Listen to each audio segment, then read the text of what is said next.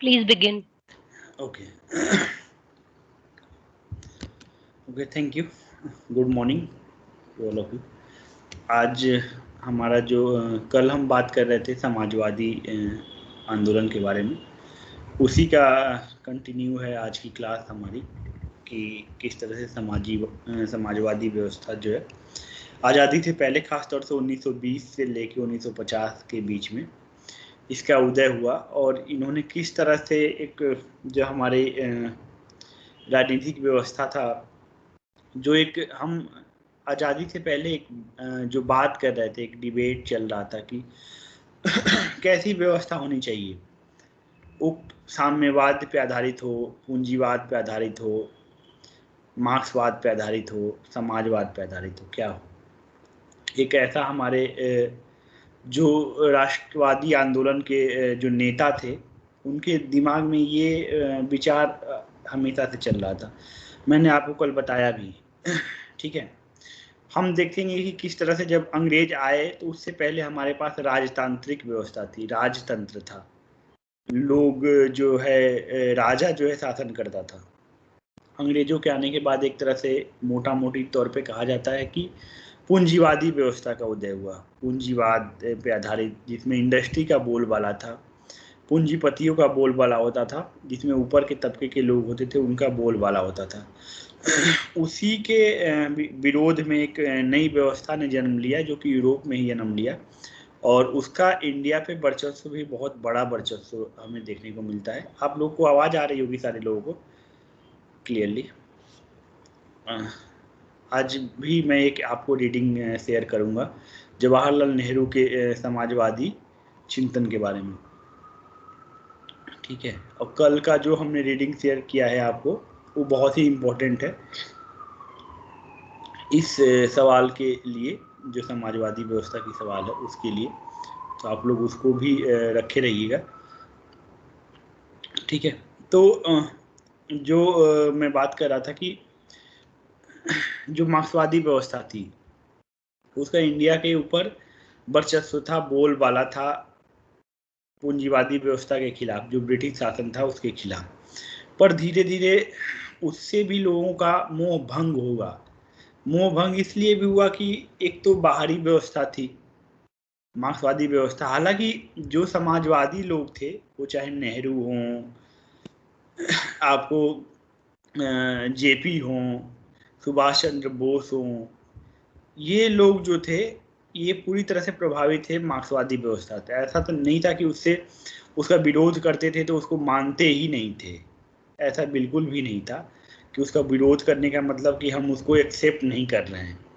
Accept कर रहे हैं हम उस व्यवस्था को, हम अपने मूल रूप में लाना चाहते हैं, मतलब जो भारतीयता उसमें हम देना चाहते हैं, जो इंडियन नेस है हमारे यहाँ के। क्योंकि आप यूरोप का समाज देखिएगा और हमारे यहाँ का समाज, दोनों में थोड़ा फर्क है। और बेसिक फर्क ये है कि वहाँ पे जो खाई है अमीर और गरीब के बीच में, उतनी नहीं है जितने कि हमारे देश में देखने को मिलता है। जाति के आधार पे, धर्म के आधार पे, भाषा के आधार पे, बोली के आधार पे, क्षेत्र के आधार पे, हर तरह की डाइवर्सिटीज मिलती हैं आपको।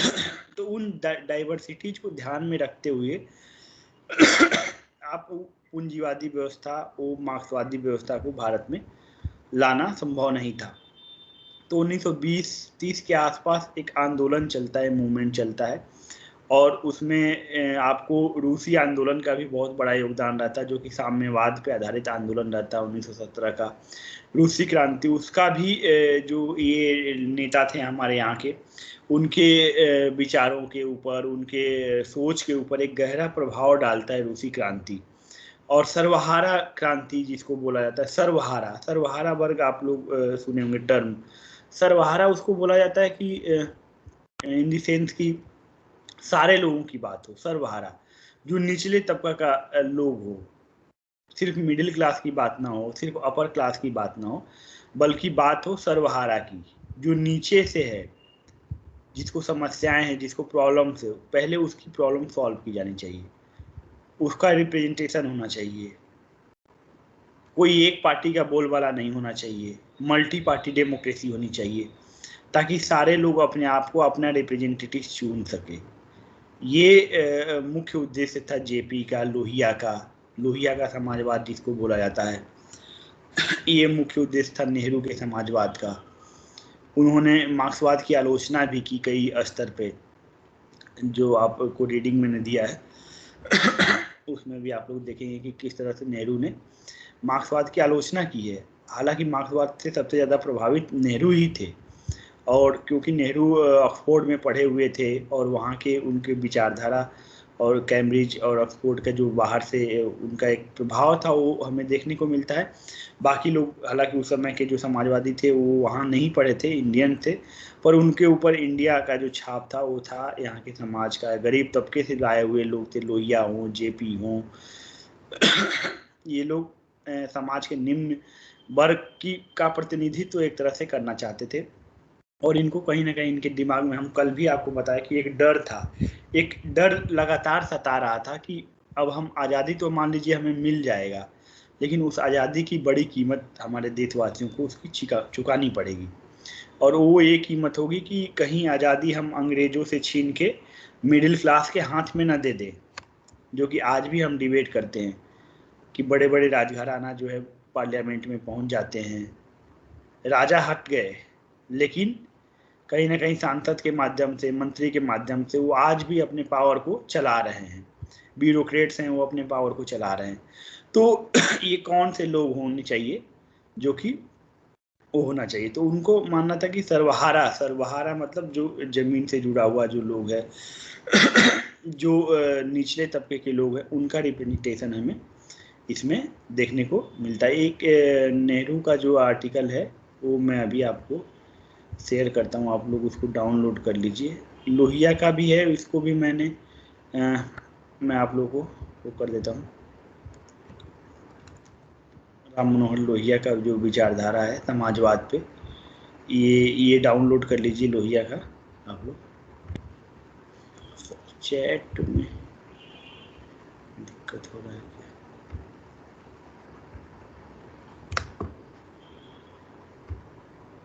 म्यूट किया गया है चैट से। मैम आवाज आ रही है क्या?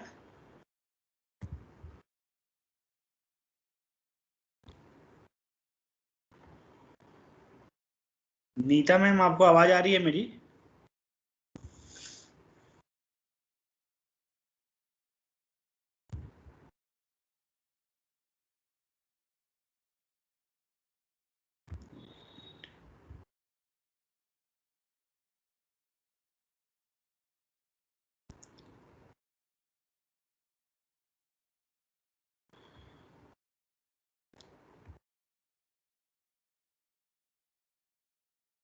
एक मिनट रुकिए।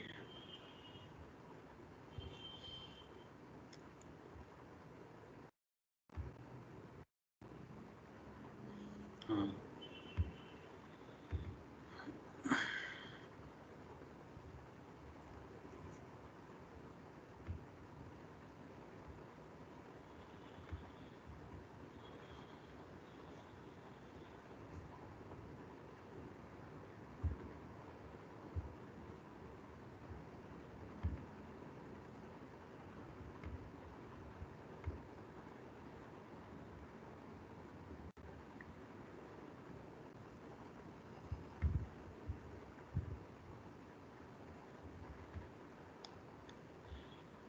म्यूट शायद ऊपर से म्यूट कर दिया गया है, मैं भेज नहीं पा रहा हूँ आर्टिकल।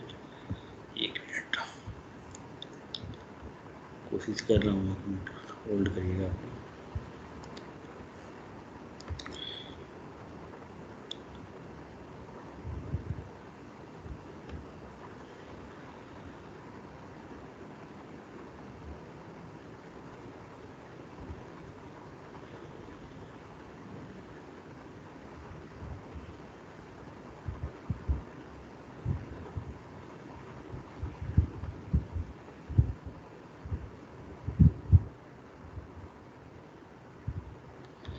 हो नहीं पा रहा है, मैं बात कर लूँगा उनसे, मेरे पास रीडिंग है 2, वो मैं भेजना चाह रहा था, पर कोई नहीं उससे कोई खास फर्क नहीं पड़ता, वो मैं अगले क्लास में भी दे दूँगा। और वो बेसिकली लोहिया और नेहरू का समाजवाद पे था।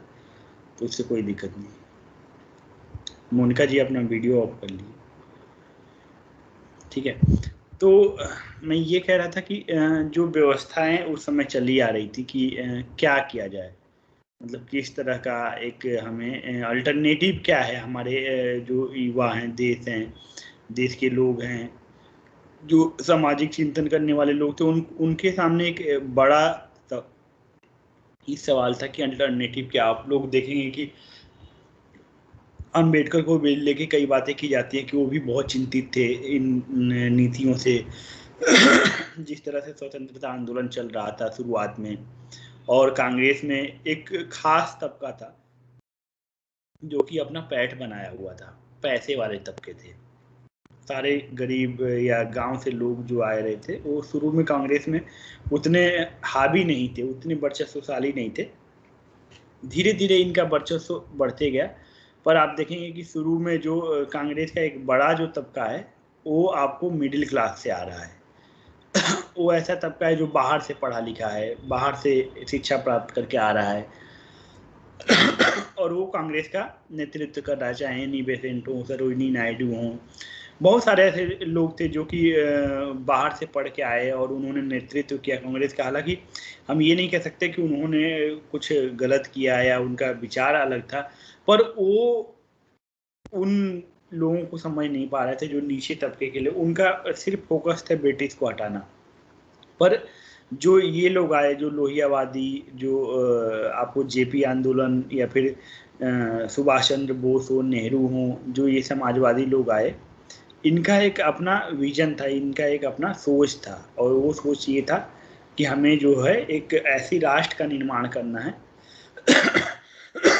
ऐसे राष्ट्र की तरफ हमको ले जाना है जो कि एक फ्यूचर का उसमें हो, एक विजन हो, जिसमें वो राष्ट्र हमें बनाना है। और उसके लिए इन्होंने लगातार बल दिया कि किस तरह का जो है राज्य व्यवस्था हमें वो अपनाना है। तो हम देखेंगे किस तरह से इन्होंने विकासात्मक समाजवाद की बात की, कि ऐसा समाजवाद जिसमें समाज के सारे तबकों को विकास हो, दर्शन जो हो उसका विकास हो, कि सबको एक तरह से उसमें आर्थिक रूप से, राजनीतिक रूप से, सामाजिक रूप से, जीवन के हर क्षेत्र में समानता मिले। ठीक है, समानता का अर्थ है जिसमें एक सामाजिक गुट द्वारा दूसरे गुट का शोषण न हो। ऐसा ना हो कि जो मिडिल क्लास है, जो अपर क्लास है, वो नीचे के क्लासों का शोषण करे। ऐसी समानता नहीं चाहिए हमें, बल्कि समानता बराबरी पे चाहिए, आर्थिक आधार पे, सामाजिक आधार पे, शैक्षणिक समानता चाहिए, सबको बराबरी का अधिकार मिलना चाहिए। जिसके पास ज़्यादा ज़मीनें हैं उन ज़मीनों को भी उन्हें उन लोगों को देना चाहिए जो भूमिहीन है, जिनके पास ज़मीनें नहीं है। और ये काम कौन करेगा? ये स्टेट करेगा, ये सरकार करेगी। हमें ऐसी सरकार चुननी है जो कि इनके लिए काम कर सके, इनके लिए डिसीजन लेने में सक्षम हो। ऐसा ना कि वो ऐसी कठपुतली सरकार हम अंग्रेजों के जाने के बाद इंडिया में रख दें कि जो कि डिसीजन ही ना ले पाए और इनके हाथ में आके बन जाए, जो कि आज भी हम आज़ादी के 70 साल बाद भी उसी डिबेट पे आके अटके हुए हैं, उसी व्याख्या पे, उसी वाद विवाद पे आके हम रुके हुए हैं कि क्यों आखिर परिवर्तन नहीं हो पाया। जो इनकी सोच थी, जो इनका एक विजन था, वो उस पर हम क्यों नहीं जा पाए।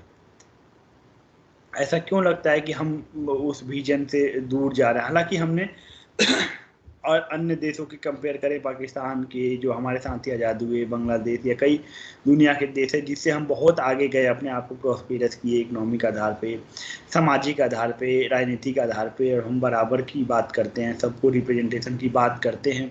हमने शिक्षा का जो मौलिक अधिकार है उसको बनाया, हमने स्वास्थ्य को मौलिक अधिकार बनाने के लिए हम काम कर रहे हैं। तो ऐसा नहीं है कि हमने सार्वजनिक क्षेत्र में काम नहीं किया है। और दूसरा जो आपको ध्यान देने की बात है कि ये समाजवादी लोगों का जो मुख्य फोकस था वो ये था कि जो भी उपक्रम होंगे, जो बड़े इंडस्ट्री होंगी, छोटी इंडस्ट्री होंगी, स्कूल होंगे, कॉलेज होंगे, हॉस्पिटल होंगे, ये सरकार डायरेक्ट अपने नियंत्रण में रखे, जिसको राष्ट्रीयकरण कहा जाता है। जेपी ने, लोहिया ने, नेहरू ने राष्ट्रीयकरण की बात की। आपको पता होगा इंदिरा गांधी ने भी बाद में चल के जो बैंक थे उनका नेशनल राष्ट्रीयकरण किया। वो इसीलिए किया कि जब राष्ट्रीयकरण उनका हो जाएगा तो सरकार का कंट्रोल उनके ऊपर स्थापित हो जाएगा। सरकार का कंट्रोल स्थापित हो जाएगा तो सरकार उनको ये चीज़ करने के लिए विवश कर सकती है कि आप जो है गरीब तबकों के लिए, समाज के निचले वर्गों के लिए काम करिए। फॉर एग्जांपल आज देख लीजिए, जो भी सरकारी अस्पताल हैं, सरकारी गवर्नमेंट इंस्टीट्यूशन हैं, वो फ्री में वैक्सीन भी दे रहे हैं, फ्री में आपको दवाइयाँ भी दे रही। पर प्राइवेट में चले जाइए आप लोग, क्योंकि वो सरकार के अंदर में नहीं है, तो वो लोग गरीब के बारे में नहीं सोच सकता है, वो लोग उन निचले तबकों के बारे में नहीं सोच सकता। उनका मेन जो कंसर्न है वो प्रॉफिट कमाना है, चाहे महामारी हो या विनाश आ रहा हो, उससे कोई ज़्यादा उनको लेना देना नहीं है। उनको उसमें भी, आपदा में भी अवसर दिखता है कि हमें इसको ज़्यादा से ज़्यादा प्रॉफिट कमाना है। तो ये बड़ा कंसर्न था उस समय। पूंजीवादी व्यवस्था जो अंग्रेजों द्वारा चल रही थी वो इसी प्राइवेट व्यवस्था से चल रही थी कि जो प्राइवेट लोग थे उनको प्रमोट किया जा रहा था।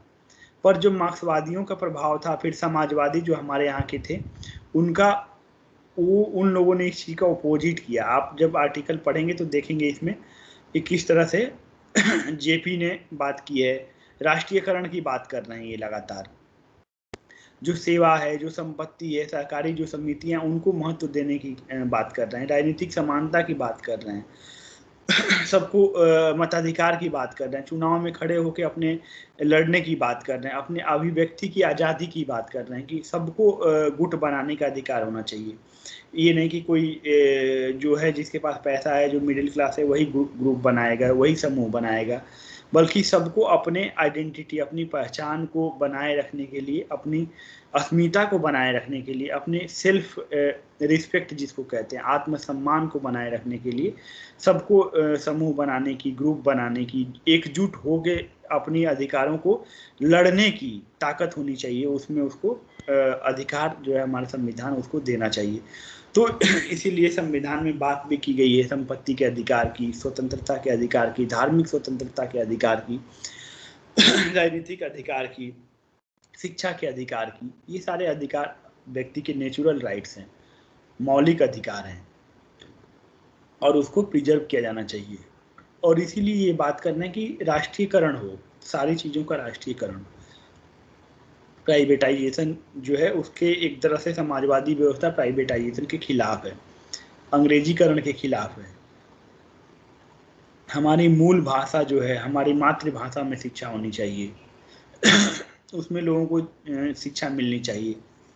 जो बड़े बड़े ग्रंथ हैं, टेक्स्ट हैं, उसको ट्रांसलेट की जानी चाहिए, क्योंकि हमारे जो स्कूल हैं, सरकारी स्कूल हैं, उसके बच्चे कहाँ से पढ़ पाएंगे वो अंग्रेजी की पुस्तकें। जो एग्ज़ाम्स होते हैं वो इंग्लिश में होते हैं, जॉब पाना मुश्किल होता है।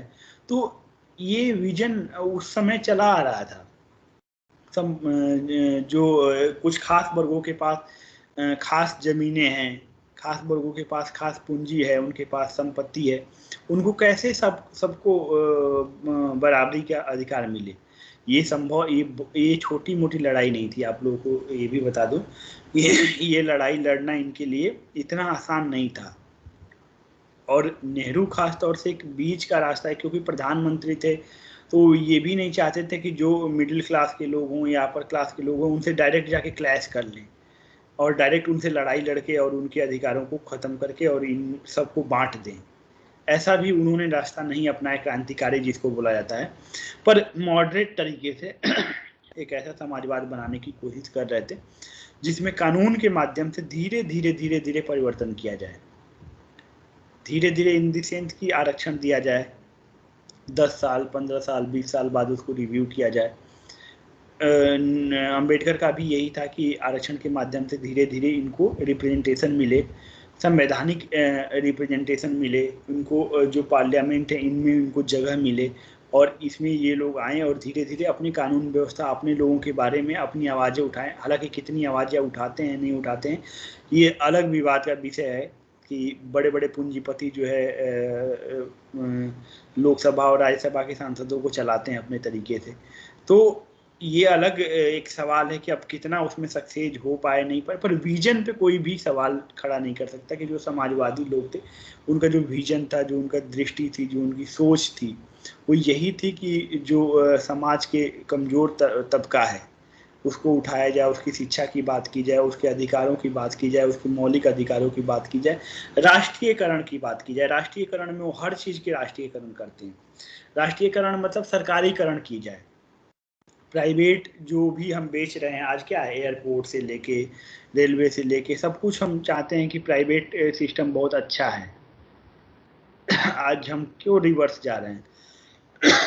हमें लगने लगा कि प्राइवेट सिस्टम ही सब कुछ अच्छा है और उसमें जो है चीज़ों को प्राइवेट में कन्वर्ट कर दिया जाए और प्राइवेट ही चीज़ों को संभालेंगे। पर ये लोग उसके विपरीत थे, उसके खिलाफ थे। समाजवादी लोग, आज भी जो समाजवादी धड़े के लोग हैं जो कि समाजवाद की बात करते हैं, वो प्राइवेटाइजेशन के खिलाफ बात करते हैं। वो नहीं चाहते कि हर चीज़ का प्राइवेटाइजेशन किया जाए, बल्कि वो बोलते हैं कि सरकारीकरण किया जाए, सरकार के अंदर में हो। सरकार के अंदर में हो रहेगा तभी जो है हमारे देश के जो लोग हैं उसमें उनका हस्तक्षेप होगा, उनका उसमें उनका प्रतिनिधित्व होगा, उसको कंट्रोल कर सकते हैं, उसको रोक सकते हैं। जहाँ भी अगर दिक्कत होगी तो उसको वो लोग देख सकते हैं। तो एक तरह से विकासात्मक समाजवाद की बात की गई है। और इस विकासात्मक समाजवाद में जो मार्क्सवादी और क्रांतिकारी समाजवाद है उसका एक तरह से हमें देखने को मिलता है कि ये इनके आदर्श थे, ये इनके आदर्श थे। इनके जो लोग कल्याणकारी कार्य हैं, समाजवाद का, नव साम्यवाद का जो विचार था वो इनके एक तरह से आदर्श था इनके लिए। और इसमें हिंसा के लिए, जैसे मार्क्सवाद में एक प्रॉब्लम आ जाती है कि मार्क्सवाद कहता है कि हम लड़ के लेंगे सारी चीज़ें, सर्वहारा वर्ग से की जो बात करते हैं और जो मजदूरों की बात करते हैं कि हम लड़ाई के द्वारा, खूनी क्रांति के द्वारा चीज़ों को अपनाएंगे। तो ये इसका विरोध करते हैं, बोलते हैं कि नहीं, हम अपने देश में अपने तरीके से जो है चीज़ों को कंट्रोल करने की कोशिश करेंगे, हम उसको जानने की कोशिश करेंगे, समझने की कोशिश करेंगे और संवैधानिक तरीके से एक नियम कायदे में, कानून के दायरे में आके हम नक्सली नहीं बनना चाह रहे हैं, हम माओवादी की तरह काम नहीं करना चाहते हैं, जो कि मार्क्सवाद का एक प्रभाव था उनके ऊपर। हम समाजवादी जो लोग हैं, हम अपने लोगों के साथ मिल के बैठ के डिस्कशन करके, डिबेट करके उस इशू को सॉल्व करना चाहते हैं, रिप्रेजेंटेशन द्वारा इशू को सॉल्व करना चाहते हैं।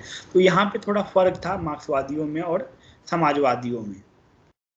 उनका प्रभाव था, मार्क्सवादी भी बराबरी की बात करते हैं, निचले तबकों की बात करते हैं, पर कहीं ना कहीं वो क्रांति की भी बात करते हैं कि क्रांति के द्वारा हम उसको पाने की कोशिश करेंगे।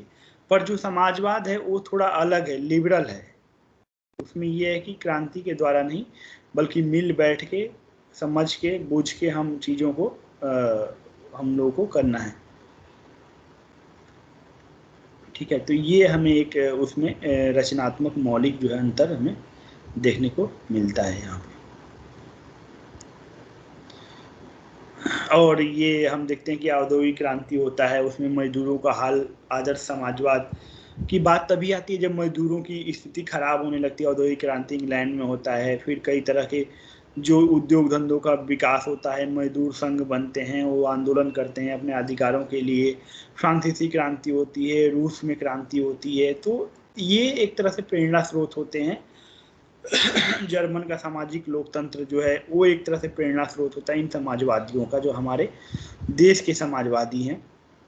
और उन्हीं को मॉडल मान के ये अपने यहाँ एक तरह से नई समाजवादी आंदोलन जो है व्यवस्था को जन्म देना चाहते हैं कि एक ऐसा आंदोलन स्टार्ट हुआ जो कि कांग्रेस में कई धड़े जो है उस समय बन के उभरे, जैसे समाजवादी दल, कांग्रेस समाजवादी दल। कांग्रेस समाजवादी दल का गठन हम देखते हैं कि मजदूर जो गुट थे उनके द्वारा उस समय किया गया 1920 में।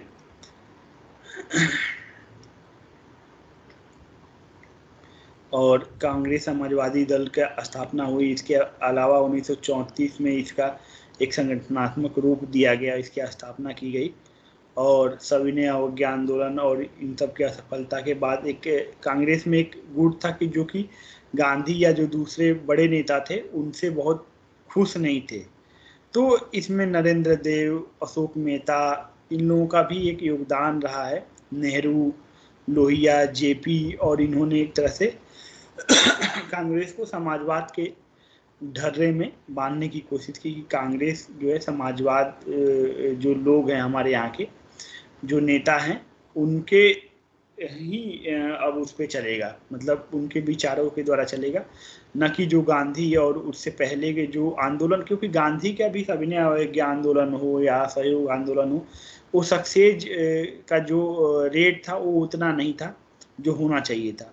और उसमें खास वर्ग जो मध्यम वर्ग था, मध्यम क्लास था, वो कहीं ना कहीं पैठ अपना बना रहा था राष्ट्रवादी आंदोलन में। जो पढ़े लिखे लोग थे, बाहर से आए हुए थे, या फिर जो हमारे देश के वर्चस्वशाली लोग थे, वो कहीं ना कहीं उसमें एक पैठ बना रहे थे। वो चाह रहे थे कि अंग्रेज तो चले जाएं, पर उतनी मूल परिवर्तन की बात नहीं कर रहे थे। मूल परिवर्तन मतलब मौलिक परिवर्तन जो कि चाहिए ग्राउंड लेवल पे, धरातल पे जो परिवर्तन चाहिए कि सबको बराबरी का अधिकार मिले, राष्ट्रीयकरण, सब हर चीज का राष्ट्रीयकरण की जाए। तो कहीं ना कहीं वो ये चीज से डरते थे, गांधी हों या दूसरे जो लिबरल्स थे, जो उदारवादी लोग थे, कहीं ना कहीं जो मिडिल क्लास था या फिर जो पूंजीपति वर्ग थे, उनसे डर था इस बात को लेके कि ये वर्चस्वशाली वर्ग कहीं हमारा साथ न छोड़ दे आज़ादी की लड़ाई में।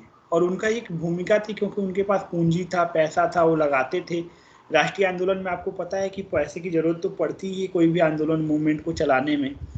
तो इनको डर था कि कहीं ये वर्ग जो है छिटक न जाए, कहीं हम गरीब की बात करते हैं, मजदूर की बात करते हैं, आदिवासी की बात करते हैं, तो कहीं इसमें जो मिडिल क्लास है, जो अपर क्लास है, अपर कास्ट के लोग हैं, वो कहीं हमसे अलग ना हो जाएं, वो कहीं अपना मूवमेंट अलग ना कर दें। और इस पे आप देखेंगे किस तरह से गांधी और अंबेडकर के बीच में पूना पैक्ट को लेकर भी लड़ाइयाँ चल रही हैं। पूना पैक्ट में जो अंबेडकर कह रहे हैं कि हमें रिप्रेजेंटेशन चाहिए, तो गांधी कह रहे हैं कि हमें आपस में मत बांटो और पहले हमें अंग्रेजों के खिलाफ लड़ लेने दो, आज़ादी के बाद हम अपने मसले को खुद से सॉल्व कर लेंगे। पर नहीं, वहाँ पे अंबेडकर बोलते हैं कि अंग्रेज के चले जाने के बाद तो ये मसले और बढ़ जाएंगे, इसको सॉल्व करना है तो हमें अभी करना होगा, इसको पैरेलली ही हमें साथ में लेके चलना होगा, हम इसको इग्नोर नहीं कर सकते। ये एक बड़ा सवाल है। आज़ादी से भी बड़ा सवाल ये है कि गैर बराबरी को कैसे मिटाया जाए, कैसे समाज में एक तरह से ऐसी चिंतन, ऐसी व्यवस्था के लिए अभी से लड़ाई लड़ी जाए जिसमें सबको बराबरी का अधिकार मिले, सबको बराबरी का हक मिले। तो इसकी बात उस समय उठने लगी थी 1920-30 के आसपास में। जो कांग्रेस के समाजवादी दल हैं, गुट हैं, वो धीरे धीरे मुखर होने लगे थे, और मुखर होकर उन्होंने अपनी आवाज़ों को एक तरह से कई अधिवेशनों में, कई सम्मेलनों में उठाना चालू कर दिया था। और मैंने बताया था जैसा कि नेहरू थे, नेहरू ने भी इसको किया, और एक तरह से मार्क्सवाद का जो एक प्रभाव था वो पूरी तरह से भारत के विचारधारा में, जनमानस में था, उस प्रभाव को एक तरह से कम करने की कोशिश की, उसकी वर्षना भी की कई सिद्धांतों के आधार पे। और ये चाहते थे कि जो भारत में समाजवादी नीतियां हैं, समाजवादी जो रूप है, उसी के अनुसार भारत को ढाला जाए। वो एक तरह से उससे संतुष्ट नहीं थे, तो उन्होंने एक तरह से समाजवादी दल के वो अपने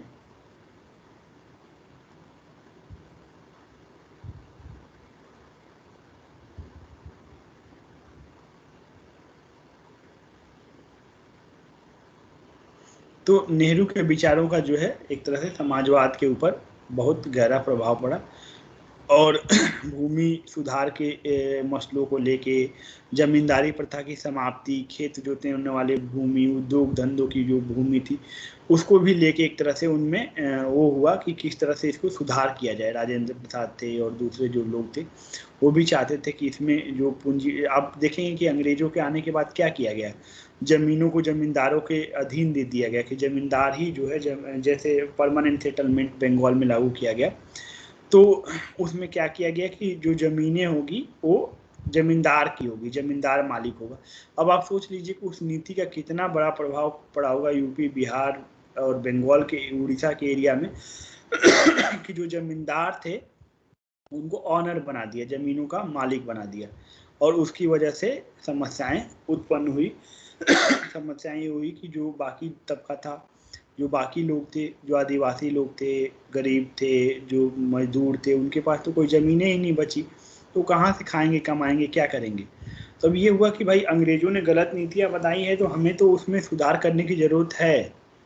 हम किस तरह से उसको डिस्ट्रीब्यूट करें, लैंड का डिस्ट्रीब्यूशन किस तरह से हो लोगों के बीच में, सबको किस तरह से उसको अधिकार दिया जाए। तो इसको लेके भी बहस चल रहा था। तो उस समय नेहरू और इनके विचार में भी ये चीज़ें थी कि जो खेती योग्य ज़मीनें हैं उसको किस तरह से समान वितरण किया जाए। बंगाल में भी किया गया, बिहार, उड़ीसा, जिसको चकबंदी या दूसरे माध्यमों से उसको कल्याणकारी तरीके से लोगों को योजनाबद्ध तरीके से देने की कोशिश की गई। मिश्रित अर्थव्यवस्था को अपनाने की कोशिश की गई, ऐसी अर्थव्यवस्था जहाँ पे हम बहुत क्रांतिकारी तरीके से भी नहीं सॉल्व करना चाहते हैं कि हम जो पूंजीवादी व्यवस्था उसको सिरे से ख़त्म कर दें, बल्कि एक मिश्रित अर्थव्यवस्था हो, मिक्स हो, जिसमें गांव के भी लोगों का रिप्रेजेंटेशन हो, कुटीर उद्योग भी हो और बड़े उद्योगों को भी साथ में लेके चला जाए। तो ये नेहरू का एक तरह से समाजवाद का विजन था। थोड़ा उससे लोहिया और जेपी का जो आंदोलन था, जो विजन था, वो थोड़ा अलग था और वो ज़्यादा क्रांतिकारी थे नेहरू के उससे। और नेहरू चूँकि एक प्रधानमंत्री बन रहे थे उस समय और उनको सारे तबकों को सांस में लेके चलना था, तो इस वजह से उनका ये था कि हमें बीच का रास्ता अपनाना चाहिए। इसी तरह सुभाष चंद्र बोस की बात करें तो सुभाष चंद्र बोस भी उस समय जो वामपंथी और जो मार्क्सवादी धड़े थे उससे बहुत ज़्यादा प्रभावित थे, और जो गांधीवादी और दक्षिणपंथी जो धारा था उससे एक तरह से वो बिछड़े हुए थे, उनसे दूर थे। गांधीवादी विचारधारा के बहुत क्लोज नहीं थे सुभाष चंद्र बोस। तो उनके ऊपर भी मार्क्सवादी जो दर्शन था उसका प्रभाव था। उस लेनिन से प्रभावित थे, मुस्तफा कमाल पाशा से प्रभावित थे, मुसोलिनी से, अरबिंदो से, विवेकानंद, इन लोगों से वो बहुत प्रभावित थे सुभाष चंद्र बोस। और उनका प्रभाव हमें उनके विजन में, उनके कार्यों में हमें देखने को मिलता है कि किस तरह से उन्होंने समाजवाद की बात की। उपनिवेशवाद के साथ साथ उन्होंने समाजवाद की भी बात वो की।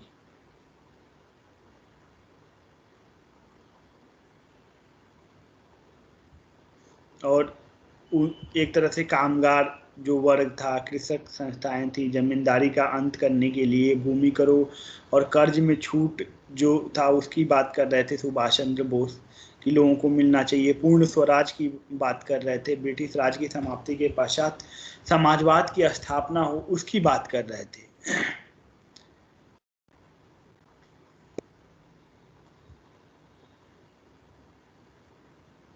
उन्होंने कार्यसूची भी बनाई कि किस तरह से गरीबी हटाने, जमींदारी का उन्मूलन हो, कृषक कर्जों को हटाने की बात की गई है। कृषि के क्षेत्र में वैज्ञानिक तरीके अपनाकर सहकारी आंदोलन मतलब सबको लोन मुहैया करा के उसको लोगों को पैसे दे के खेती में उनको उनके प्रतिनिधित्व को बढ़ावा देना, सामाजिकरण करना, उसको वितरित करना। जमीन का एक वितरण बहुत बड़ा समस्या रहा है हमारे देश में शुरू से ही, कि कुछ लोगों के पास इतनी अत्यधिक जमीनें थी कि उनको वो खेती ही नहीं कर पाते थे।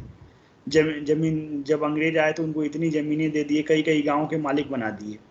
और कुछ लोग वहीं उस गांव में रहने वाले लोग थे जिनके पास जिनका जमीन का कोई अधिकार ही नहीं था। तो एक बड़ा समस्या था जमीन के अधिकार को लेके। तो सुभाष चंद्र बोस भी इसके खिलाफ थे कि जमीनों का जो है जमींदारी प्रथा को उन्मूलन किया जाए, समाप्त किया जाए, कृषि के जो कर्ज हैं उसको समाप्त किया जाए, कृषि में सुधार किया जाए, गरीबी हटाने की बात की जाए। और उद्योग धंधों की जहाँ तक बात थी उसमें ये मार्क्सवाद के आलोचक थे, पर कई बातों में उनकी समर्थन भी करते थे और उनको एक तरह से आदर्श भी मानते थे।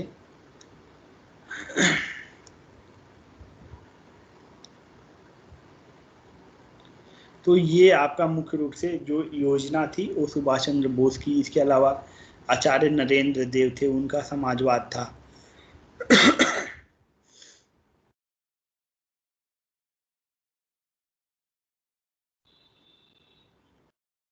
और ये वैज्ञानिकता के आधार पे और एक तरह से नौकरशाही का जो हस्तक्षेप था, जो ब्यूरोक्रेट्स थे उनके उनका विरोध करते थे, बोलते थे कि जो यहाँ के कामगार वर्ग हों, जो कृषक वर्ग हों, उनके पक्ष में आवाज़ें की उठाई जाए, उनकी बातें सुनी जाए।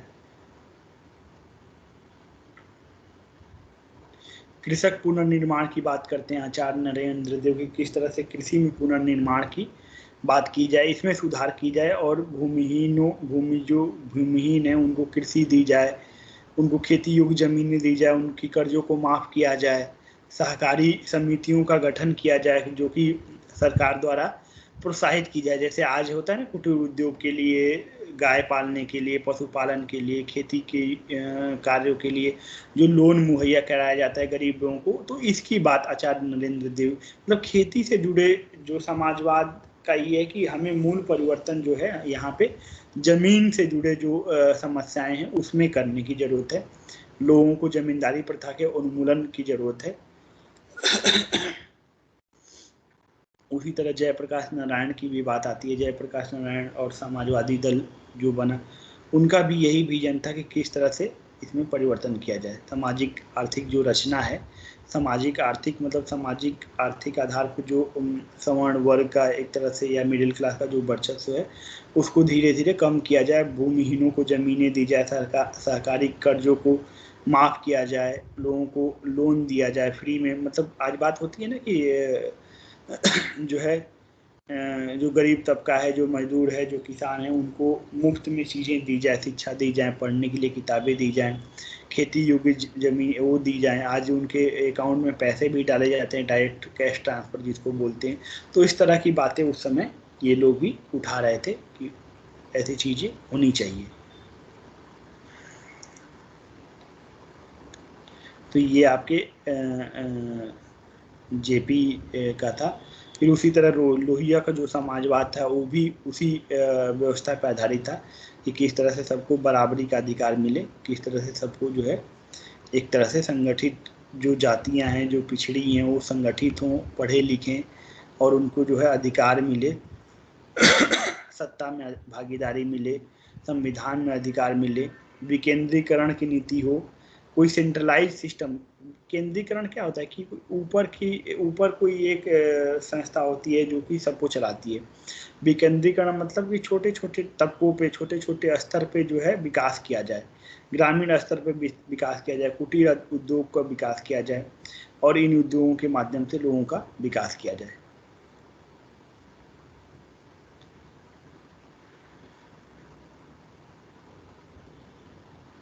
तो एक तरह से पिछड़े वर्ग को संगठित करने की बात करते हैं, उनको सत्ता में भागीदारी देने की बात करते हैं। जाति को बोलते हैं कि एक शोषण का बड़ा माध्यम है, जाति व्यवस्था को खत्म किया जाना चाहिए। पिछड़े वर्ग को सरकार बनानी चाहिए, बोलते थे सरकार में भागीदारी जो है जब तक पिछड़े वर्ग की नहीं होगी तब तक समाजवादी जो आंदोलन है वो सफल नहीं हो पाएगा। पिछड़े वर्ग को समाज में बहुत ज़रूरत है कि वो आए और रिप्रेजेंट करें, वो नीतियाँ बनाएं अपने हिसाब से और संगठित हों, क्योंकि उनका वोटिंग राइट है। अगर वोट के राइट को अपने समझते हैं और सबको बराबरी का राइट है तो अगर वो चाहेंगे तो इसमें सफलता उनको मिल सकती है। तो ये आपका जो ये विचारक थे इनका मुख्य रूप से विचार है जो आपको, ये पता नहीं क्यों आप लोग को चैट 10 मिनट टाइम लग गया। मैम आवाज़ आ रही है क्या आपको? आप एक बार अनम्यूट कर दीजिए। नीता मैम,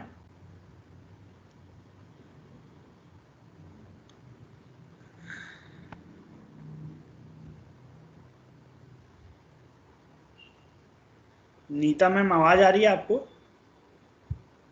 सवाल पूछने दिया जाए भाई लोगों को। हमारे पास 10 मिनट टाइम बचा है।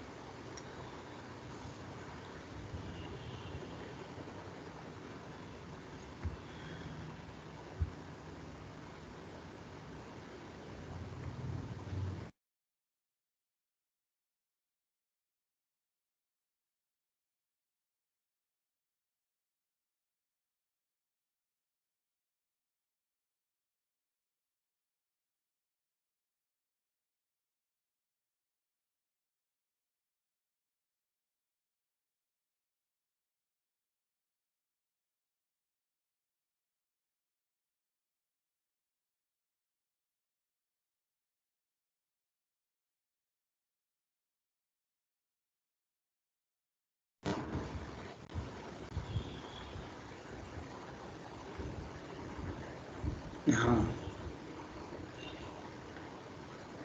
अब शायद आप लोग पूछ सकते हैं आप चैट बॉक्स में, और मैं अभी रीडिंग भी लिंक भी भेज देता हूँ आप लोग।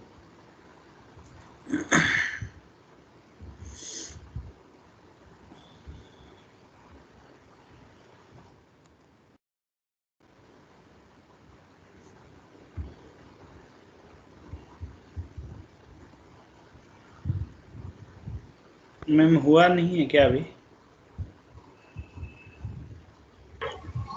विकास जी हो गया है, पर हर बच्चे को अपने आप को अपना माइक तो अनम्यूट करना ही पड़ेगा ना। माइक नहीं मैम, चैट का ऑप्शन ऑफ दीजिए। चैट ऑन नहीं हुई, हम यहाँ से कर सकते हैं सेटिंग, वो कुछ पॉलिसी बिन लोगों ने बना ली है कि चैट ऑन नहीं करना है, एक फिर ही मैम चीज रखेंगे। क्योंकि मुझे वो इनको पीडीएफ भेजना था। उसके लिए सर फिर आपको पूछना पड़ेगा। अभी फिलहाल तो आप बच्चों से बात कर सकते हो, मैंने अच्छा अच्छा अनम्यूट कर दिया इनको। अच्छा, ठीक है, वो हाँ, मुझे चैट पीडीएफ। के लिए ये पीछे से जो सेटिंग की हुई है जो हमारी टीम ने, उसमें हाँ, वो मीटिंग की सेटिंग में ही चैट वो ब्लॉक की अच्छा हुई है। अच्छा, तो आगे से मैम वो चैट वाला ज़्यादा अच्छा रहता है, क्योंकि हम कुछ भेजना भी चाहते हैं ना, तो मैं भी भेज नहीं पा रहा हूँ यहाँ पे। सर आप अपना ये प्रपोजल या तो ऑनलाइन जो आपका ग्रुप बना है उसमें डाल दीजिए, या आनंद जी से इस बारे में बात कर लीजिए। ठीक है, आनंद सर को मैं बोल दूंगा। ठीक है। ठीक है, ओके मैम। मैं अभी, आप ट्यून्ड इन रहना चाहते हैं या मैं आपका सेशन क्लोज करूं? कर रहने दीजिए मैम, 5 मिनट टाइम है, तो ये लोग कुछ सवाल पूछना चाहें। ठीक है सर। ठीक है, ओके। हाँ, आप लोग कोई अनम्यूट करके सवाल पूछ सकते हैं। Hello sir, good morning. Hello. मैं दीपा तोमर। हाँ सर बोलो जी। समाजवादी के बारे में बता दो एक बार। किसके? समाजवादी, ये आपने समाज मार्क्सवादी समाजवादी बताया था ना, तो समाजवादी का बता दो। मार्क्सवादी, देखो हम ये बोल रहे हैं कि जब पूंजीवादी व्यवस्था आया, जो ब्रिटिश व्यवस्था था, नहीं वो सर, समाज मार्क्सवादी तो आपने बता दिया। बंद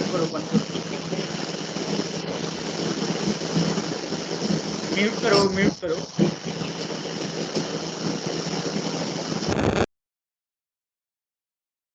धीरे धीरे एक करके, ऐसा ना हो कि प्रॉब्लम हो। तो मार्क्सवादी व्यवस्था ये थी कि पूंजीवाद के खिलाफ मार्क्सवाद आया, ठीक है। और मार्क्सवाद आपको पता हुआ था। पूंजीवादी हम बताएं? रुक जाओ, बता लेने दो, ठीक है। मार्क्स ऐसे सब बोलेगा तो समझ में यही दिक्कत आ जाती है ना, इसीलिए तो आप लोगों को चैट बंद कर दिया गया, और मैंने अभी खुलवाया है ये, तो ऐसा ना हो कि ये भी बंद करना पड़े, तो धीरे हेलो। धीरे। हाँ, 1 मिनट रुक हेलो। जाओ, पहले एक जवाब दे लेने दो। हाँ बोलो। हाँ जी सर, कह रहा हूँ ये साम्यवाद और समाजवाद में क्या डिफरेंस है इसमें?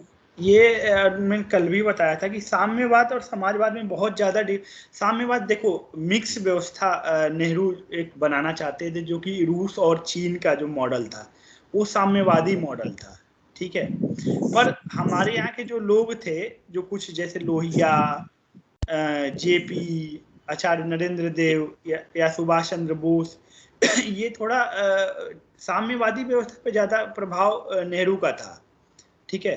कि अच्छा। वो मिक्स एक व्यवस्था आज ऐसा बनाना चाहते थे कि जो कि बड़े इंडस्ट्री भी साथ में चले, प्राइवेट भी साथ में चले, और सरकारी भी साथ में चले। पर जो समाजवादी है वो पूरी तरह से चाहते थे कि सरकार के सारी कंट्रोल में सारी चीजें हों, ठीक है। अच्छा। हाँ, ओके सर। अच्छा सर, पर एक क्वेश्चन, आजाद हिंद जो फौज क्या नाम सुभाष चंद्र बोस ने जो गठित की थी, तो वो हाँ युद्ध में भाग लिए थे क्या?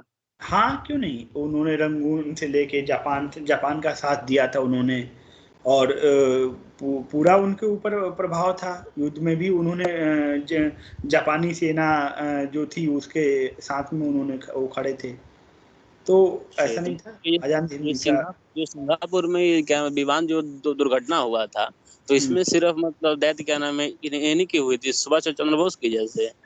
अब ये कंट्रोवर्शियल है, ये इस पे कोई भी कमेंट नहीं किया, क्योंकि ये अभी इसके कोई प्रमाण नहीं है कि उनका डेथ हुआ कैसे। जो इस पे पढ़ अभी रहा था वही आज भी रिसर्च चल कंफ्यूज हो रहा रहा है उनके डॉक्यूमेंट्स के ऊपर, तो इस पे कोई अभी खास उस पे वो नहीं हुआ, लिखा नहीं गया है, ठीक है। तो ये हमारे उसका विषय का नहीं है।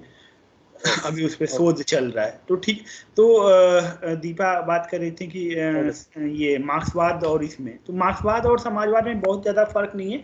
बस यही है कि मार्क्सवाद जो है बाहर का एक जो विचारधारा था यूरोप का और वहाँ का, और वो क्रांति की बात करता है मार्क्सवाद। पर समाजवाद में हम बात करते हैं कि खूनी क्रांति से नहीं, बल्कि हम मिल बैठ के संवैधानिक तरीके से, अधिकारों के तरीके से, रिप्रेजेंटेशन के तरीके से सबको वोटिंग का अधिकार मिले, सबको रिप्रेजेंटेशन का अधिकार मिले, मिल बैठ के जो तबके हैं वो आपस में मिल बैठ के अपने समस्याओं को सुलझाएं, न कि खूनी क्रांति के द्वारा, जो कि ये होता है माओवादी आंदोलन या फिर नक्सलवादियों के द्वारा, उस तरह से हम अधिकार को लें। वो बात समाजवादी कहीं नहीं कहते हैं। वो बोलते हैं कि हमें वोटिंग का राइट है, आप इकट्ठा होइए, आप चुनाव लड़िए, आप पार्लियामेंट में जाइए, आप अपनी सरकार बनाइए। जिस तरह से यूपी, बिहार और अन्य क्षेत्रों में आज़ादी के बाद जो समाजवादी आंदोलन मजबूत हुआ और उन्होंने अपनी सरकारें बनाई, अपने लिए नीतियां बनाई, अपने लिए आरक्षण की व्यवस्था की, तो उस तरह की हमें व्यवस्था करनी पड़ेगी। ठीक है, मार्क्सवाद हमारे लिए एक सॉल्यूशन नहीं है भारत के लिए, क्योंकि हमारे यहाँ डाइवर्सिटी है। डाइवर्सिटी इन द सेंस कि यहाँ पे लैंग्वेज के आधार पे, जाति के आधार पे, धर्म के आधार पे, और हर जगह अगर हम लड़ाइयाँ लड़ते रहेंगे तो समस्याओं का ये समाधान नहीं है। ये यूरोपीय मॉडल नहीं हो सकता है इंडिया में। तो मार्क्सवादियों ने भी इसमें संशोधन करने की कोशिश की कि हाँ ये सही है कि यूरोप मॉडल हम यहाँ पे नहीं अपना सकते हैं। वो सर्वहारा क्रांति नहीं हो सकती है जो रूस में या फिर इंग्लैंड में या दूसरे देशों में हुई। तो यहाँ एक मॉडरेट तरीके से हमें काम चलाना पड़ेगा। और किसी का?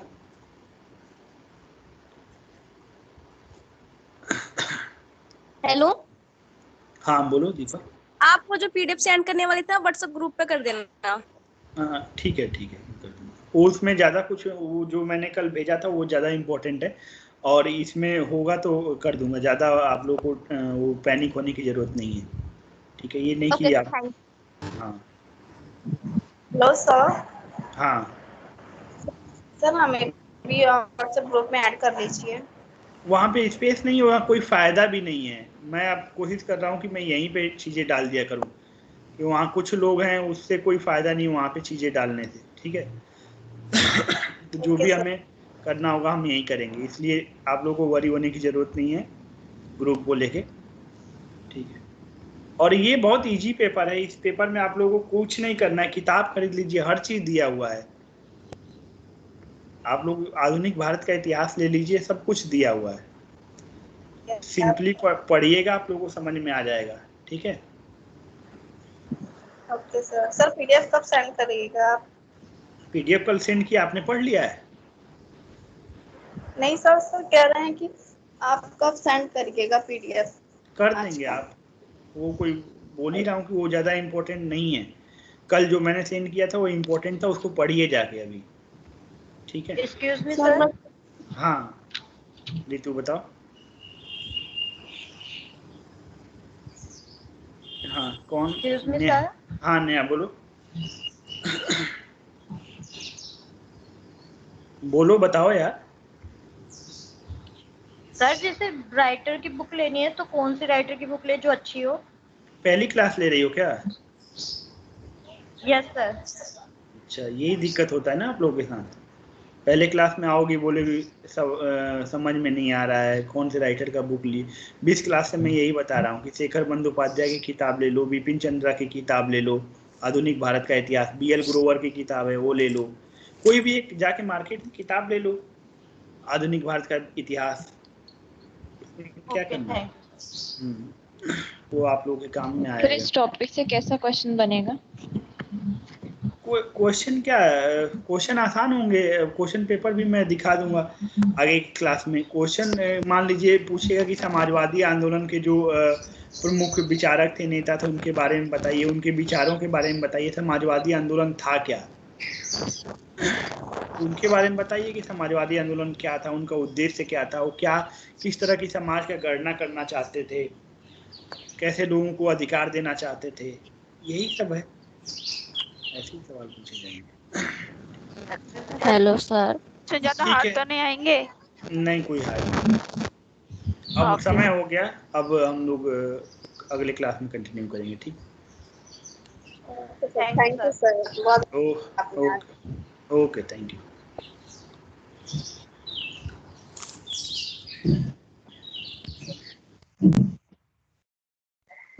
अब शुरू बच्चों की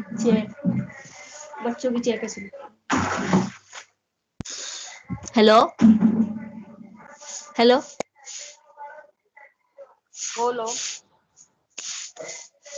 उधर छोड़ो, मैंने बोला।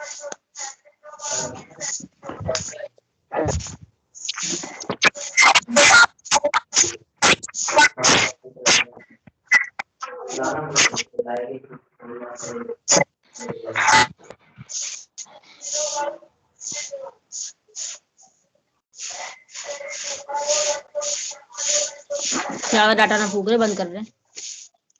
छावीमल एक मार्क्सवादी कम्युनिटी। अबे ये तो सामाजिक की किताब में था 10वीं क्लास में, उसी में देखूंगी बैठ के। मैंने देख ली, मेरी 10वीं क्लास की किताब में था, बस इसमें बड़ा बड़ा करके दे देंगे।